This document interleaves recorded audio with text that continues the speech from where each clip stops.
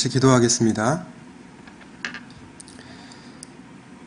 예배의 주인 되신 하나님 아버지, 감사합니다. 저희를 다른 곳에 있지 아니하고 이 예배의 자리 가운데로 불러주심에 감사를 드립니다.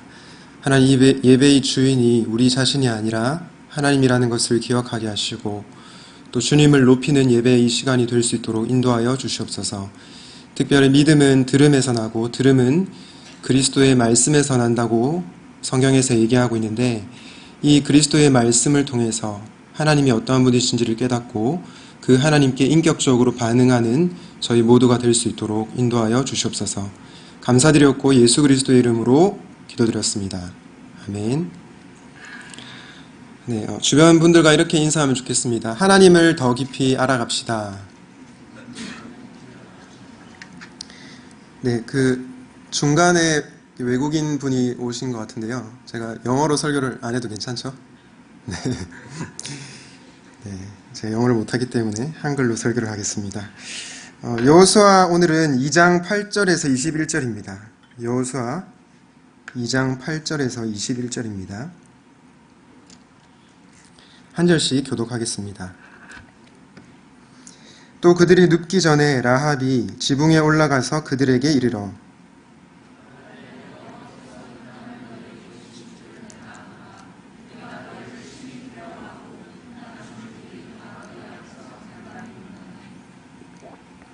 이는 너희가 애굽에서 나올 때에 여호와께서 너희 앞에서 홍해 물을 마르게 하신 일과 너희가 요단 저쪽에 있는 아모리 사람의 두 왕 시혼과 옥에게 행한 일 곧 그들을 전멸시킨 일을 우리가 들었음이니라.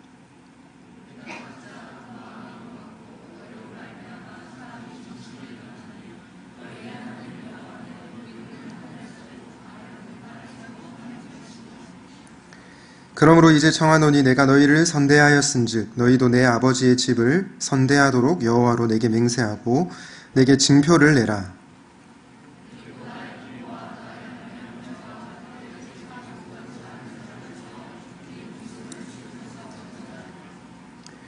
그 사람들이 그에게 이르되 내가 우리의 이 일을 누설하지 아니하면 우리의 목숨으로 너희를 대신할 것이요 여호와께서 우리에게 이 땅을 주실 때에는 인자하고 진실하게 너를 대우하리라.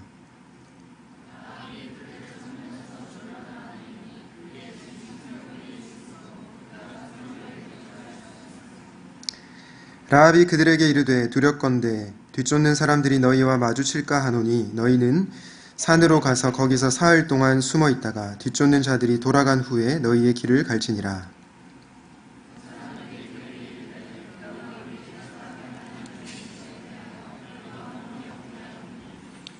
우리가 이 땅에 들어올 때에 우리를 달아 내린 창문에 이 붉은 줄을 매고 내 부모와 형제와 내 아버지의 가족을 다 내 집에 모으라.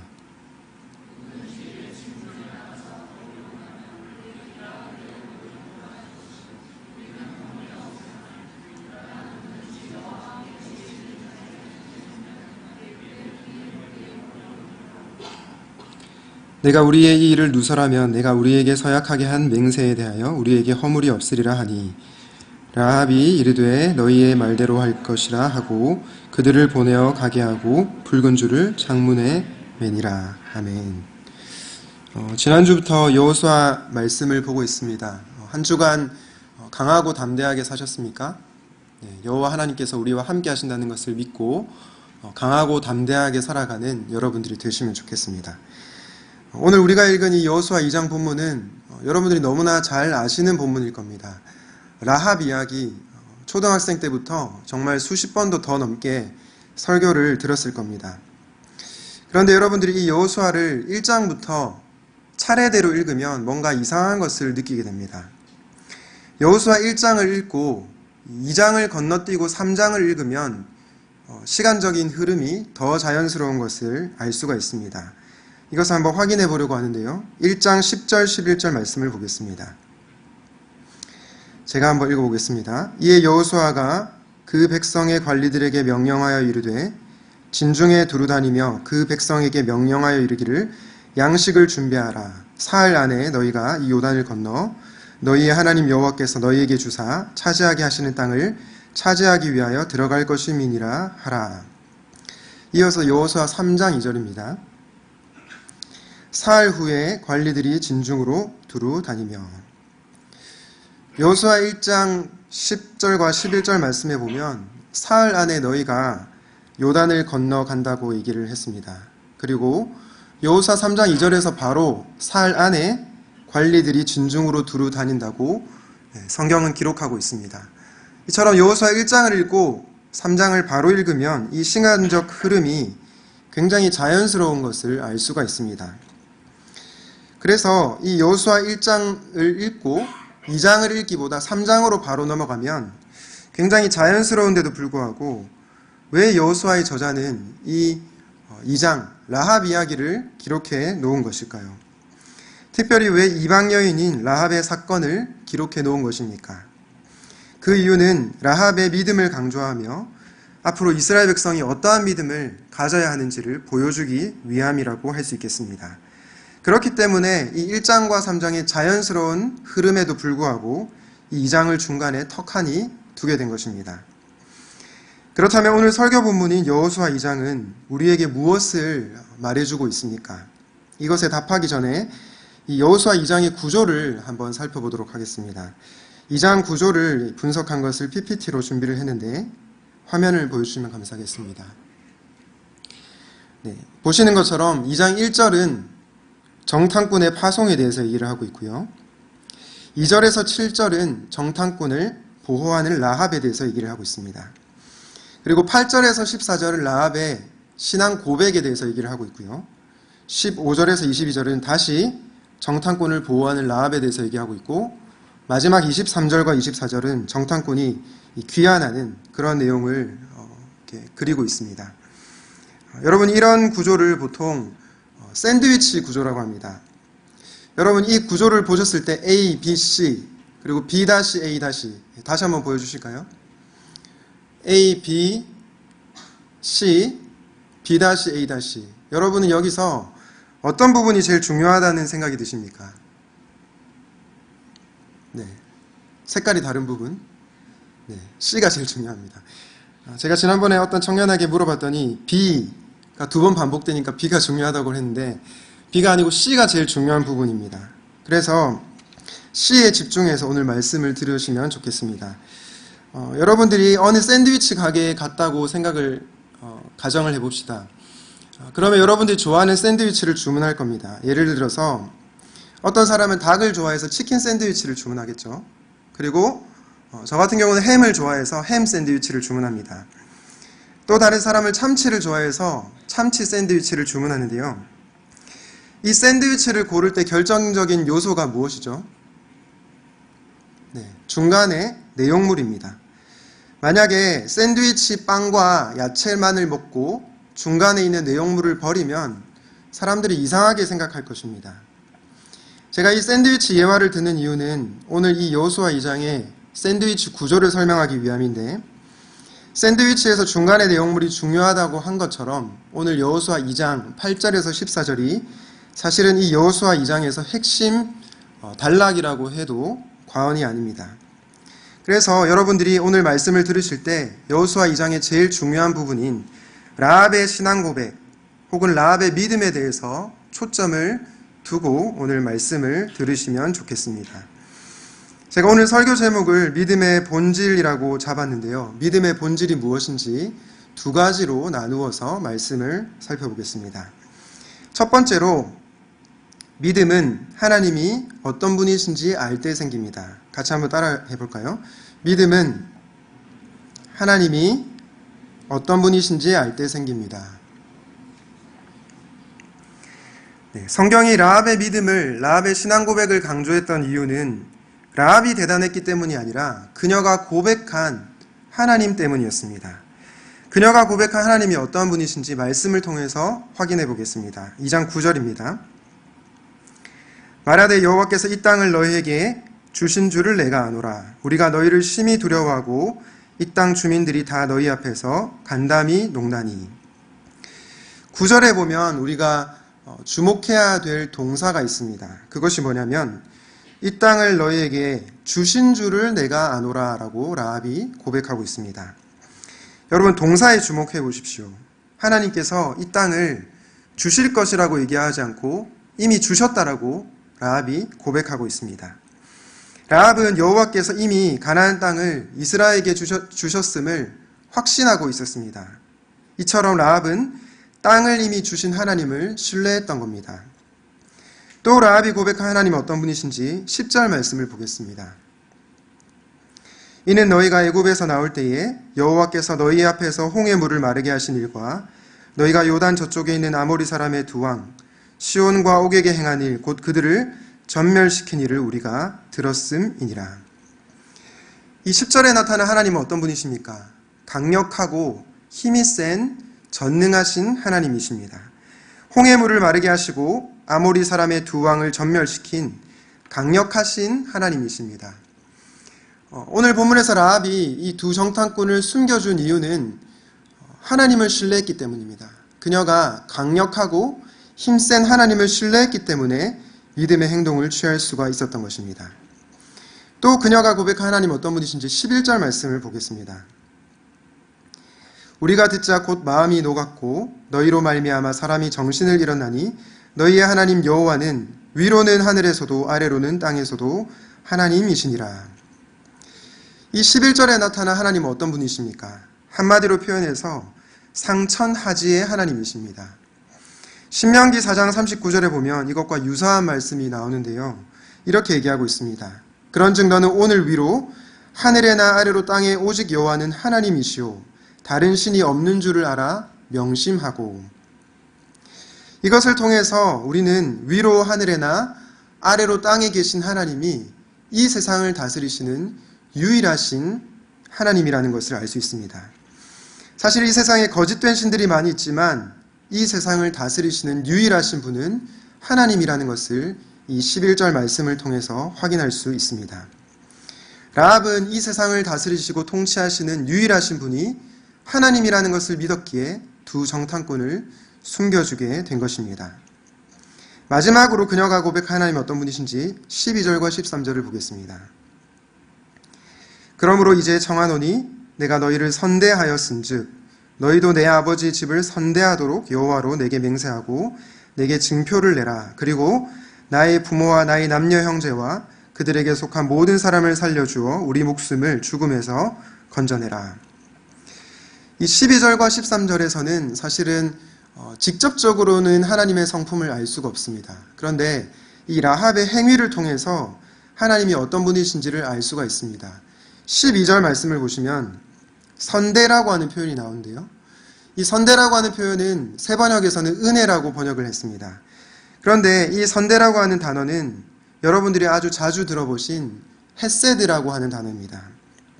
헤세드라는 뜻이 여러 뜻이 있지만 저는 이 기본적인 뜻이 바로 언약적 신실함이라고 생각합니다. 쉽게 말해서 헤세드라고 하는 것은 약속을 신실하게 지키는 것을 말합니다. 여러분, 기생 라합이 두 정탐꾼에게 헤세드를 베푼 원인이 어디에 있습니까? 그녀가 사랑이 많아서입니까? 아니면 태어나기를 원래 신실하게 태어나서 그렇습니까? 아닙니다. 하나님께서 헤세드의 하나님, 약속을 지키시는 하나님이라는 것을 듣고 믿었기 때문에 이러한 행동을 취하고 있는 것입니다. 결국 이번에도 라합을 움직였던 것은 라합이 아니라 하나님이라는 것을 알 수가 있습니다. 라합이 고백한 하나님이 어떤 분이신지 다시 한번 정리를 해보겠습니다. 그녀가 고백한 하나님은 가나안 땅을 이미 주신 하나님이십니다. 두 번째로 강력하고 힘이 세신 하나님이십니다. 세 번째로 이 세상을 다스리시는 유일하신 하나님이십니다. 마지막으로 약속을 반드시 지키시는 헤세드의 하나님이십니다. 만약 두 정탐꾼을 숨겨둔 것이 발각되면 라합은 목숨을 잃었을 겁니다. 그럼에도 불구하고 라합이 위험을 무릅쓰고 두 정탐꾼을 숨겨준 이유는 바로 그녀가 듣고 알게 된 하나님 때문이었습니다. 신약 성경은 라합이 이 두 정탐꾼을 숨겨주면서 거짓말을 했느냐 안 했느냐 그 부분에 집중하지 않고 그 두 정탐꾼을 숨겨준 것을 믿음의 행위로 표현하고 있습니다. 히브리서 11장 31절 말씀을 저와 여러분이 같이 한번 읽어보겠습니다. 시작. 믿음으로 기생 라합은 정탐꾼을 평안히 영접하였으므로 순종하지 아니한 자와 함께 멸망하지 아니하였도다. 기생 라합이 정탐꾼을 영접한 행위를 믿음의 행위로 표현하고 있습니다. 그런데 이 믿음은 무엇에 대한 믿음이죠? 근거 없는 믿음입니까? 실체 없는 믿음입니까? 아닙니다. 이 믿음은 믿음의 대상이신 하나님에 대한 믿음이었습니다.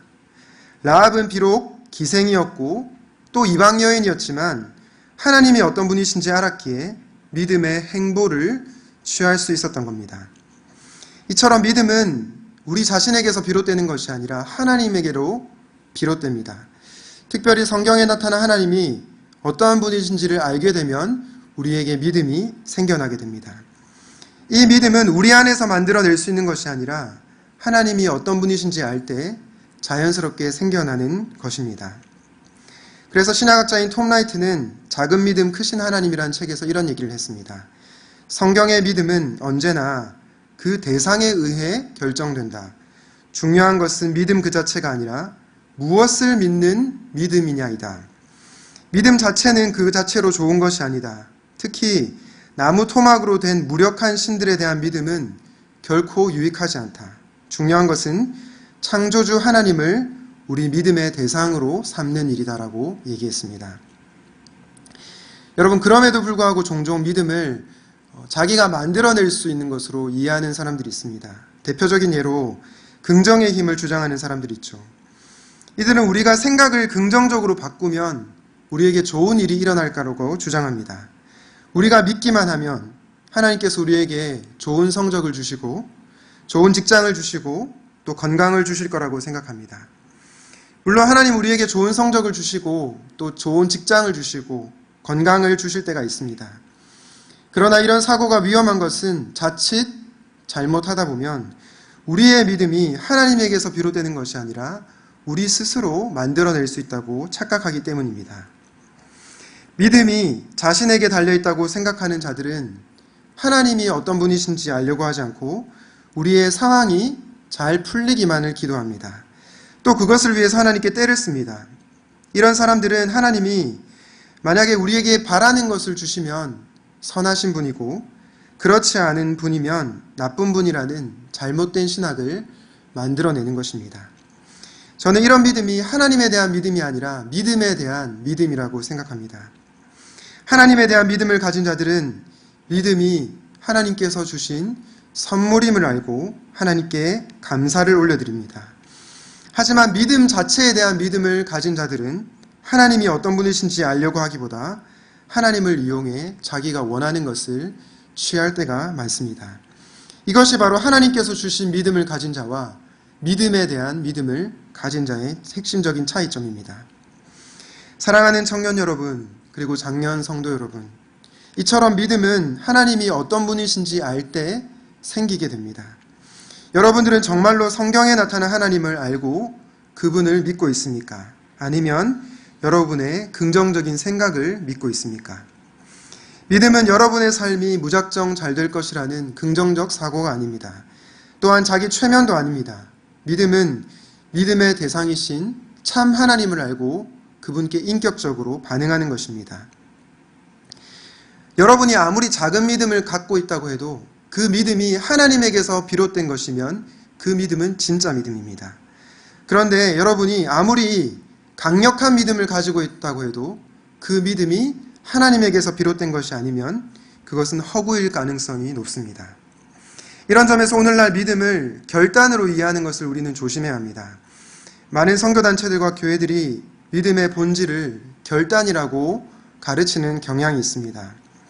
예를 들어서 부흥의 시간에 결단의 시간을 가지며 여러분 결단하십시오 라고 말씀을 선포합니다. 예전에 어떤 집회에 참석했을 때는 아프리카로 가실 분 결단하십시오 이렇게 그렇게 하는 분들도 보았습니다. 물론 이 결단이라고 하는 것이 완전히 틀렸다고 볼 수는 없지만 우리가 결단한다고 해서 믿음이 생기는 것이 아닙니다. 근본적으로 믿음은 인간이 일으킬 수 있는 것이 아니기 때문입니다. 믿음은 성령께서 복음으로써 우리 마음에 일으키시는 것입니다. 이 믿음은 특별히 우리가 말씀을 들을 때에 생기게 됩니다. 로마서 10장 17절 말씀을 보겠습니다. 그러므로 믿음은 들음에서 나며 들음은 그리스도의 말씀으로 말미암았느니라. 여러분, 사도 바울이 믿음은 들음에서 나며 들음은 그리스도의 말씀에서 난다고 얘기했습니다. 그러므로 우리는 성경이 말하는 하나님이 어떠한 분이신지를 설교를 통해서 계속 들어야 합니다. 설교 말씀을 통해 혹은 여러분이 개인적으로 큐티하는 그 말씀을 통해서 하나님이 어떤 분이신지를 듣고 알아야 하는 것입니다. 그럴 때 여러분은 참된 믿음을 가질 수가 있습니다. 이곳에 계신 여러분들은 얼마나 하나님을 알고 계십니까? 교회에 출석한 연수는 오래되었지만 혹여나 하나님에 대해서 무지하지는 않습니까?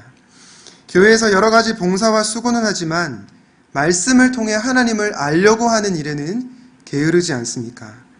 하나님을 알지 못해도 신앙생활 하는데 별로 문제없다고 생각하지는 않습니까? 참된 믿음은 여러분이 하나님이 어떤 분이신지 알 때 생깁니다. 그리고 그 믿음은 여러분들이 들을 때, 특별히 그리스도의 말씀을 들을 때 생기게 됩니다. 믿음이 여러분 자신에게서 생기는 것이 아니라 하나님에게서 비롯된다는 것을 기억하시기를 바랍니다. 하나님이 어떤 분이신지를 알기 힘쓰고 그 결과로 하나님께서 주시는 선물인 믿음을 누릴 수 있기를 주님의 이름으로 축원을 드립니다.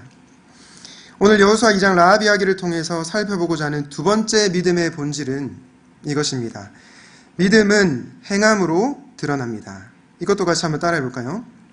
믿음은 행함으로 드러납니다. 여러분, 라합은 단순히 하나님을 지적으로 아는 것으로 끝나지 않았습니다. 그 하나님을 믿고 하나님께서 원하시는 이 믿음의 행동을 취했습니다. 라합은 두 정탐꾼을 숨겨주었습니다. 그리고 나중에 그들을 창문에서 줄에 매달아 내려주었습니다. 그리고 약속의 징표인 붉은 줄을 맵니다. 라합이 이 붉은 줄을 매단 것은 라합의 믿음을 보여줍니다. 하나님께서 행하실 구원의 약속을 믿고 믿음의 행동을 취한 것입니다. 여기서 우리가 중요하게 기억해야 될 것은 참된 믿음을 가진 자는 반드시 행동이 뒤따른다는 것입니다. 물론 성경은 우리가 행위로 구원을 받는 것이 아니라 믿음으로 말미암아 은혜에 의하여 구원을 받는다고 가르칩니다. 그런데 구원받는 참된 믿음은 반드시 행함이 뒤따른다는 것입니다. 야고보서 2장 24절과 25절 말씀을 같이 한번 읽어보겠습니다. 시작. 이로보건대 사람이 행함으로 의롭다 하심을 받고 믿음으로만은 아니니라. 또 이와 같이 기생 라합이 사자들을 접대하여 다른 길로 나가게 할 때에 행함으로 의롭다 하심을 받은 것이 아니냐. 여러분, 야고보 사도가 지금 무엇이라고 얘기하고 있죠? 사람이 행함으로 의롭다 하심을 받고 믿음으로만은 아니라고 얘기합니다. 그리고 기생 라합이 행함으로 의롭다 하심을 받았다라고 얘기를 하고 있습니다. 여러분, 이쯤 되면 좀 혼란이 찾아오지 않습니까? 분명히 히브리서 11장 31절에서는 라합이 믿음으로 멸망하지 않았다고 얘기했습니다. 믿음으로 구원을 받은 것이죠. 그런데 야고보 사도는 믿음으로만은 아니라고 말하며 행함으로 의롭다함을 받았다라고 얘기를 합니다. 여러분, 지금 성경이 모순된 얘기를 하고 있는 것입니까? 히브리서의 저자와 야고보서의 저자가 지금 다른 이야기를 하고 있는 것입니까? 아닙니다. 결코 그렇지 않습니다. 야고보서에서 나오는 행함은 인간의 노력이 행함이 아니라 바로 믿음의 행함이라는 것을 기억하셔야 되겠습니다. 믿음이 있기 때문에 행동이 뒤따르는 것입니다. 참된 믿음을 가진 자는 반드시 행함이 뒤따른다는 것입니다. 왜 그렇습니까? 앞서 말씀드린 것처럼 믿음은 우리 자신에게서 생기는 것이 아니라 하나님에게서 비롯되는 것이기 때문입니다. 우리가 하나님이 어떤 분이신지를 알게 되면 그 하나님을 신뢰하게 됩니다. 그리고 그 신뢰가 바탕이 되어서 순종의 삶으로 연결이 되게 됩니다. 그런 맥락에서 믿음과 순종은 분리될 수 없습니다. 하나님을 참되게 믿는 자는 반드시 행동이 따라오게 되어 있는 것입니다. 믿음은 행함으로 드러난다는 좋은 예화가 하나 있는데요. 한 고개사가 나이아가라 폭포의 한 계곡에서 이쪽과 저쪽에 줄을 매달고 이 위험한 그 폭포를 줄을 타게 하는 그런 고개를 펼쳤습니다. 그분이 이렇게 고개를 하고 있을 때 많은 관중들이 박수를 보내며 환호성을 질렀습니다.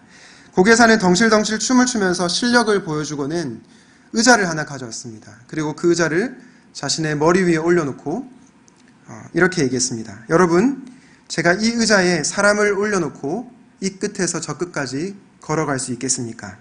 외줄타기를 할 수 있겠습니까? 라고 질문을 했습니다. 그러자 거기에 있는 사람들은 모두 다 네, 믿습니다라고 고백을 했습니다. 그 소리를 들은 고개사는 큰 목소리로 관중들을 향해서 다시 외쳤습니다. 여러분, 제 실력을 믿어주셔서 감사합니다. 그렇다면 아무나 한 분만 나와주십시오. 그때 어떻게 됐을까요? 네, 단 한 사람도 나오지 않았습니다. 주변이 쥐죽은 듯 고요해졌습니다. 방금 전에 믿습니다라고 고백했던 그 사람들이 아무도 나오지 않았습니다. 그때 누군가 제가 하겠습니다라고 말하며 그 고개사 앞으로 나오게 되었습니다. 그 사람은 어린 꼬마였습니다. 고개가 시작되었고 모든 관중들은 숨죽이며 그 장면을 지켜보았습니다. 그런데 이게 웬일입니까? 그 어린 꼬마는 무서워하기는커녕 어깨춤을 추면서 나이아가라 폭포 위를 건너는 것이 아니겠습니까? 알고 보니 이 어린 꼬마는 이 고개사의 아들이었습니다. 떨어지면 살아남을 수 없는 위험한 상황에서도 꼬마가 무서워하지 않고 그 의자에 앉을 수 있었던 이유가 무엇입니까? 그는 아버지를 알았기 때문입니다. 그리고 그 아버지를 신뢰했기 때문입니다. 아들의 믿음이 대단해서 행동을 취한 것이 아니고요. 아버지에 대한 신뢰가 이 아들로 하여금 믿음의 행보를 취하게 한 것입니다. 사랑하는 성도 여러분, 이것이 바로 믿음의 본질입니다. 우리가 믿음의 대상이신 참 하나님을 듣고 알게 되면 믿음이 생기게 됩니다. 그리고 그 하나님을 믿는 믿음이 우리로 하여금 행동을 취하게 합니다. 사실 제가 믿음의 본질 두 가지를 말씀드렸지만 이 둘은 하나로 연결됩니다. 하나님을 알고 믿게 되면 믿음의 행위가 반드시 따라오게 되어 있다는 것입니다. 오늘 우리는 라합 이야기를 통해서 우와, 라합의 믿음이 대단하다, 이런 관점으로 성경을 보면 안 되겠습니다. 라합이 고백한 하나님이 어떤 분이신지 집중하며 성경을 읽어야 되겠습니다. 그럴 때 우리가 듣고 만나게 된 하나님 때문에 믿음의 삶을 살아갈 수 있을 것입니다. 신학자 어거스틴은 이렇게 얘기했습니다. 신자는 행위에서 믿음을 이끌어내는 자가 아니라 믿음에서 행위를 이끌어내는 자이다. 저는 이 말이 참 맞다는 생각이 듭니다. 그리스도인들은 우리의 행위로, 우리의 노력으로 사는 자들이 아닙니다. 믿음으로 사는 자들입니다. 그런데 이 믿음은 반드시 행함이 뒤따르게 되어 있다는 것입니다. 하나님이 어떤 분이신지를 진짜 믿는 자들은 그 하나님에 대한 신뢰 때문에 행동이 자연스럽게 따라오게 된다는 것입니다. 사랑하는 성도 여러분, 이 세상 사람들이 우리에게 요구하는 것이 무엇입니까? 우리에게 기대하고 있는 것이 무엇입니까? 바로 믿음대로 살아주기를 기대합니다. 사실 믿지 않는 자들이 기독교를 욕하고 또 교회를 욕하는 이유가 무엇입니까? 역설적으로 여전히 교회에 대한 기대가 있기 때문입니다. 기대가 없으면 욕하지도 않습니다. 그냥 무시하거나 아예 신경을 쓰지 않습니다. 역설적으로 교회에 대한 기대가 있기에 더 치열하게 우리를 욕하는 것입니다. 오늘 여호수아 2장에 나타난 라합은 정말 별 볼 일 없는 여인이었습니다. 기생이었고요. 이방 여인이었습니다. 세속적인 관점으로 보자면 사실은 아무 인정도 받지 못한 여인입니다. 스펙으로 따지면 아무것도 내세울 것 없는 여인이었습니다. 그런데 마태복음 1장의 족보에 보면 라합이 보아스를 낳고 보아스는 룻에게서 오벳을 낳고라고 나오면서 마지막에는 이 족보가 바로 예수 그리스도께로 연결된다는 것을 볼 수 있습니다. 기생 출신, 이방 여인 출신인 별 볼 일 없는 라합이 어떻게 이 족보에 올라갈 수 있었겠습니까? 바로 그녀는 하나님이 어떤 분이신지 듣고 알고 그분을 믿었기 때문입니다. 그리고 그 믿음의 근거에서 행함이 뒤따랐기 때문입니다. 저는 여러분들이 이번 한 주를 살 때에 참 하나님이 어떤 분이신지를 진짜 알기를 원합니다. 그리고 그 하나님을 믿게 되기를 간절히 바랍니다. 그래서 그 믿음으로 인한 행위들이 여러분의 삶에 드러나고 그리하여 아름다운 열매를 맺어가면 좋겠습니다. 저와 여러분의 한 주가 이렇게 아름답게 펼쳐지기를 주님의 이름으로 축원을 드립니다. 오늘 말씀을 기억하면서 시선이라는 찬양을 부르도록 하겠습니다.